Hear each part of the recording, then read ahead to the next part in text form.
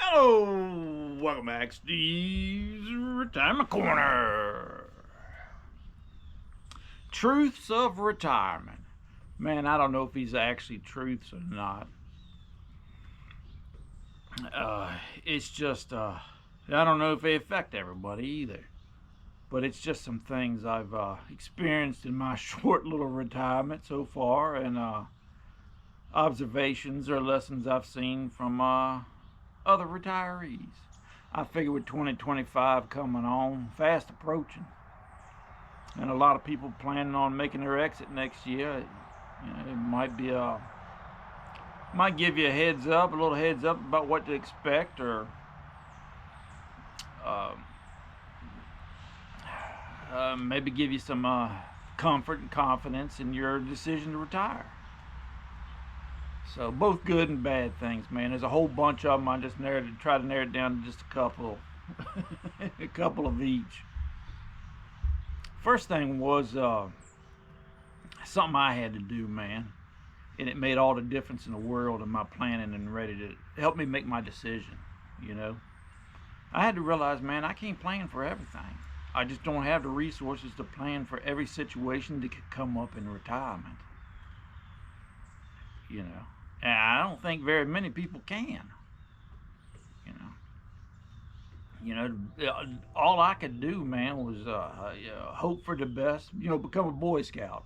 Hope for the best and prepare for the worst the best I can. And anything that pops up, I just have to learn to deal with. There's not much difference between retirement and all the rest of your life. It's pretty much the way you have to do things.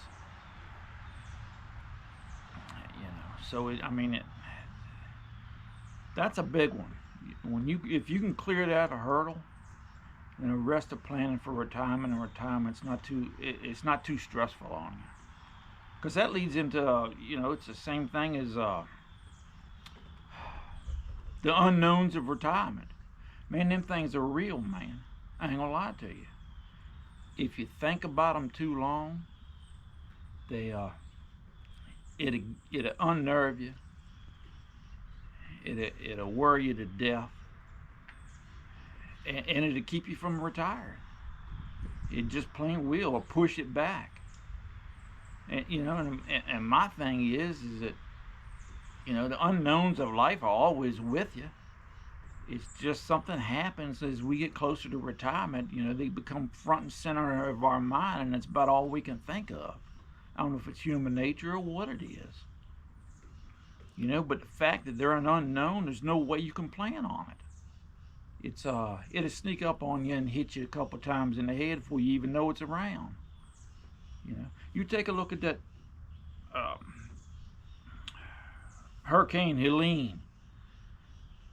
A lot of them people, man, will never recover and be back to normal again. There's just no way you could see something like that coming. And if you could, there's not a whole heck of a lot you can do about it to avoid it. It'd drive you nuts to think about all that stuff. But you show me one working man that could survive something like that and recover. Something like that would have destroyed me if I would have stayed working. My retirement ain't got a bit of that effect on how I can recover from something like that. It just hasn't. So another thing too is the little unexpected expenses.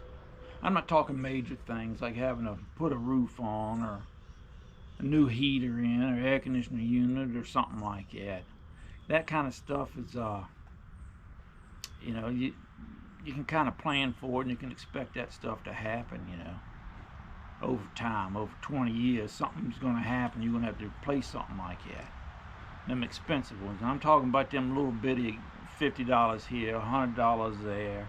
Whether it's an unexpected repair on your car, your heater, or whatever, or whether it's just that you splurged a little bit this week and went over your budget a touch.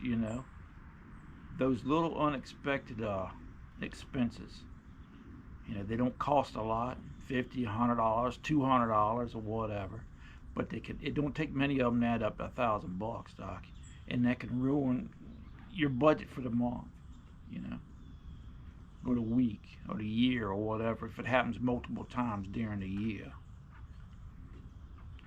You know, it's it's instead of being killed all at once, it's death by 1,000 cuts. They add up, and it seems like they happen at the worst time, and they come in bunches. And you think, man, there ain't no daggone way I'm gonna get out of this.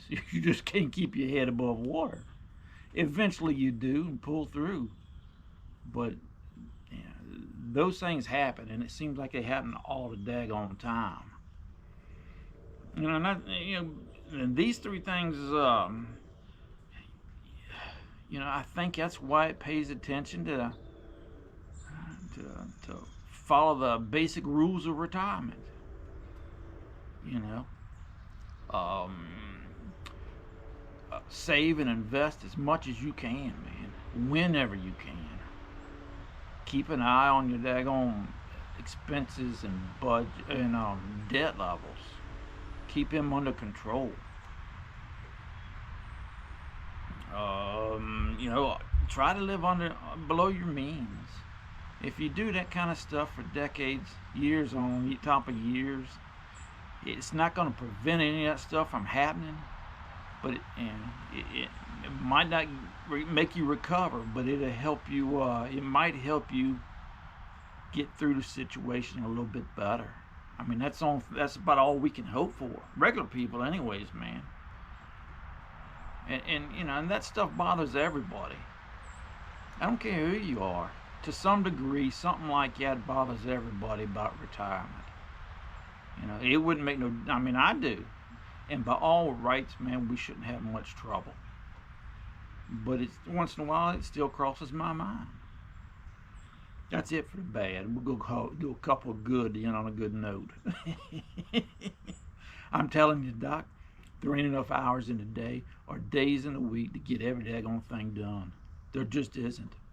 That's something a lot of people are concerned about before they retire, and I was one of them. But I don't know how the days feel, Doc, but I'm telling you they do. And before you know it, you're running behind. I got stuff I wanted to do last year that I still ain't done. And I got stuff that I wanted to do this year that I ain't got to yet. And the year's darn near up. So I'm running 2 years behind. Instead of my to-do list or want to-do list getting shorter, it keeps getting longer, man. I mean, it's just unreal. You'll get so busy, man, that you just get overwhelmed. I didn't want that. That's the reason I scheduled them 2 days off during the week. That guaranteed me some time to kick back. And most time, man, I don't do a heck of a lot. Do a lot of running, talking to people and stuff like that. You know what I mean? But it takes up time. And it's so easy to get distracted. I'll be coming home from the store down the street here. They might be having a car show up at the Hardee's up there. I'll pull in there for a couple hours, walk around and see what's going on up on it. I mean, it happens, trust me. And another thing, too, is I'm going to tell you, that second year of retirement is better than the first. Has been for me, man. That first year's great, man. You get a lot of that pressure and stress from having a full-time job just melts away, but it's you get to do some things you want to do or had planned on doing, just never had the opportunity. But it was a busy year for me, man. You're busy learning, you're busy adjusting to your new way of life.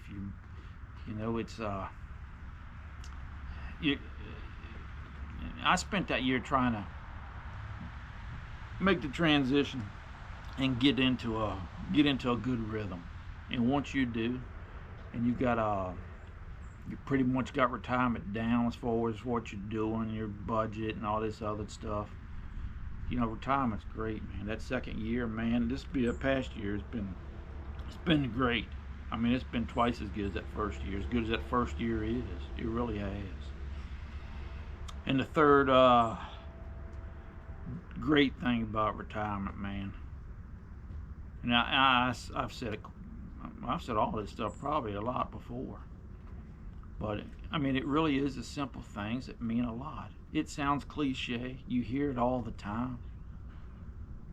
That's one of the benefits of having a YouTube channel, man. I get so many comments or emails from people all over the world, different backgrounds, different walks of life, and I hear it constantly. There was a fella back in the spring about baseball season. He said he was telling me how much he really enjoyed being able to watch his grandson play some baseball. It's them little simple moments that happen all the time if you're willing to look for it. And that's really what makes retirement great.